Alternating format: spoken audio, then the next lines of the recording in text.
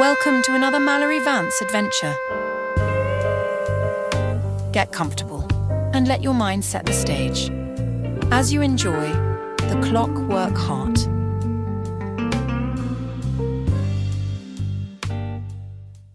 The fog swallowed the docks whole that night. It wasn't the usual harbor mist. This was something thicker, something hungry. It slithered between the rotting pilings of Pier 17 like a living thing, damp and cold against my face. The stench of dead fish and motor oil clung to my coat, stubborn as a bad memory. I could taste the salt on my lips, feel the dampness seeping through my shoes as I stepped onto the creaking wooden planks. The entire pier groaned underfoot, protesting my intrusion into its decaying embrace. I adjusted my hat, feeling the damp wool stick to my forehead. The call had come in just past midnight. A body, they said. Not dump, arranged. The words had sent a chill down my spine that had nothing to do with the October air. In my 10 years with the precinct, I'd seen my share of strange killings, but there was something about the way Sergeant O'Malley had said arranged that made the whiskey in my stomach turn sour. And now here I was, standing where the pier sagged like a drunkard's knees, staring at what was left of Elias Thorne. The wood beneath my feet was slick with seawater and something darker that glistened in the weak moonlight.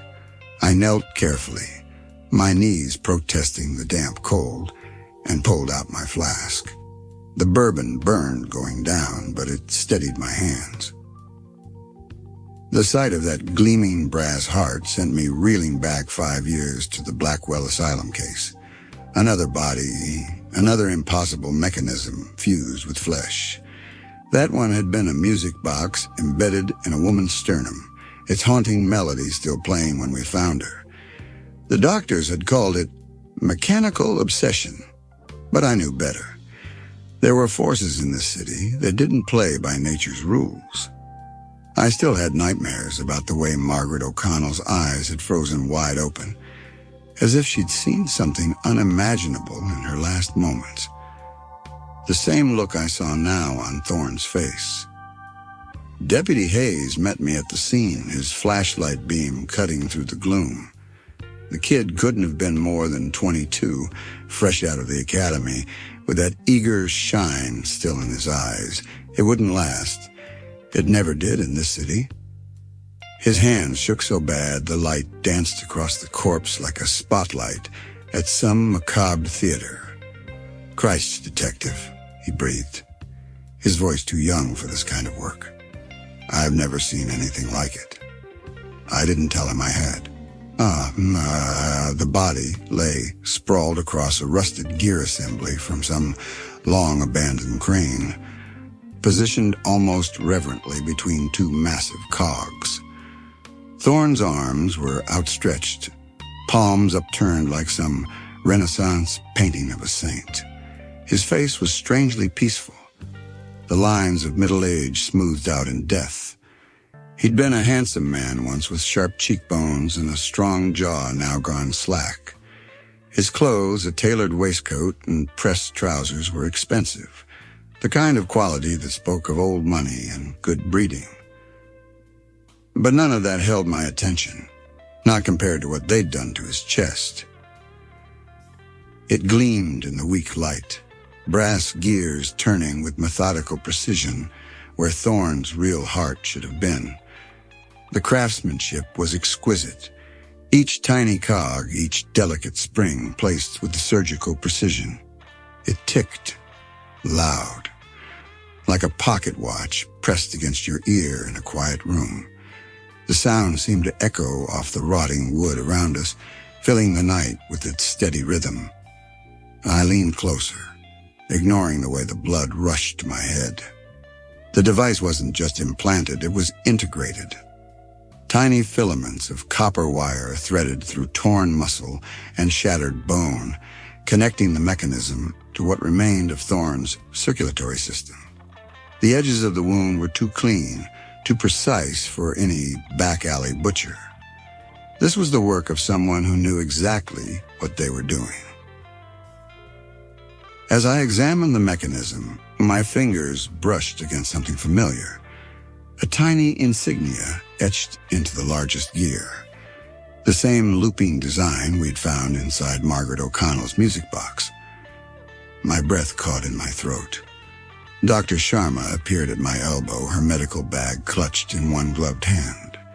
She was a small woman, barely 5 feet tall, but she carried herself with the quiet confidence of someone who'd seen the worst humanity had to offer and hadn't flinched. Her dark eyes took in the scene with clinical detachment as she crouched beside the body. "Surgical implantation," she said after a moment, her voice flat. "Professional work." I exhaled, watching my breath curl into the night. "And the heart?" She tilted her head, listening to that steady tick, tick, tick. "Fully functional." A gloved finger traced one of the copper filaments. "These appear to be maintaining some level of circulatory function. Theoretically, the body could be kept alive like this indefinitely." Hayes made a strangled noise in the back of his throat. I didn't blame him. The thought of someone living with that thing in their chest turned my stomach. "Time of death?" I asked, more to focus on facts than anything else. Sharma's lips pursed. "Difficult to say with the mechanical interference. Based on liver temp and rigor, I'd estimate between 8 and 10 last night." She glanced up at me, her dark eyes unreadable. "You should know, Detective. There are no signs of struggle, no defensive wounds. Whoever did this, Thorne let them." Hayes flipped open his notepad with trembling fingers. "Victims Elias Thorne. Clockmaker, one of the best from what I hear. A clockmaker with a clock for a heart. I'd seen my share of strange killings. The Black Dahlia copycat last spring, the butcher of Bleecker Street the year before that, but this was something else." The next morning, I found myself in Thorne's workshop, a cramped but immaculate space above a watchmaker's shop in the old district. The air smelled of oil and polished brass, the walls lined with half-finished timepieces in various states of assembly. His desk was covered in schematics, blueprints for devices I couldn't begin to understand, intricate designs that seemed to twist the eye if stared at too long. Then I found the ledger. Tucked beneath a stack of invoices was a small black book, its pages filled with names, dates, and payments. Most were ordinary clients, wealthy patrons commissioning custom watches, but one entry stood out. "Payment received, final adjustment, the heart must be perfect." The date was yesterday. Beneath it, an address I recognized, the old Blackridge Observatory, abandoned since the war. The abandoned observatory stood like a sentinel atop Blackridge Hill, its cracked dome silhouetted against the stormy sky. As I climbed the winding path, the clockwork heart in my pocket grew warmer, its ticking synchronizing with my pulse. The air smelled of ozone and something older, something that made the hair on my arm stand on end. Inside, the chronomasters waited. Their robes were blacker than the night outside, their faces hidden behind silver masks that seemed to shift and change when you weren't looking directly at them. The air hummed with energy, thick with the scent of burning copper, and something sweetly rotten. "You don't belong here, Detective." The lead chronomaster's voice echoed strangely, as if coming from multiple directions at once. "This is beyond your comprehension." I gripped the clockwork heart tighter, feeling its gears bite into my palm. "Try me." The air thickened. Suddenly, I was 10 years old again, watching my father's pocket watch slip from his lifeless fingers in that alley behind the speakeasy. The memory hit like a gut punch. The copper taste of blood in my mouth. The way the watch's crystal had cracked when it hit the cobblestones. Then, just as suddenly, I was 60, my hands gnarled with arthritis, staring at a newspaper headline about another unsolved Clockwork murder. The despair of a lifetime spent chasing shadows washed over me. Time is fluid here, the chronomaster intoned. We can make these glimpses permanent. Would you like to see your death, Detective Vance? The heart in my pocket burned like a coal. I remembered what the old bookseller had whispered when he gave it to me. The heart remembers what the mind forgets. As the chronomaster's chanting reached a fever pitch, I did the only thing I could.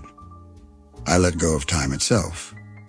The observatory shattered around us, glass fragments freezing midair, each reflecting a different moment from my past, present, and future. In that suspended instant, I saw the truth. The connection between Thorne's death, the Blackwell case, and my father's murder all those years ago. The same silver pocket watch appearing in each. The same insignia now etched inside the Clockwork heart. The lead chronomaster's mask cracked as I reached into the memory and grabbed my father's broken watch. The observatory screamed. When the silence returned, I stood alone amidst the wreckage, the Clockwork heart still ticking in my hand.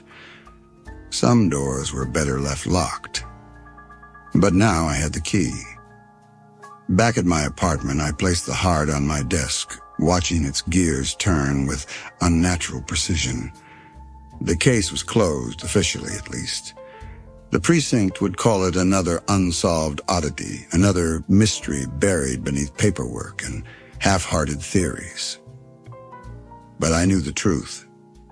The chronomasters were still out there.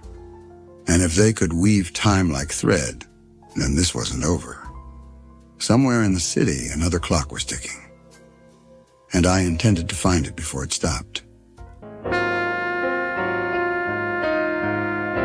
You have been enjoying The Clockwork Heart, a Mallory Vance adventure. Join us for other Mallory Vance stories available where you found this one. Until next time.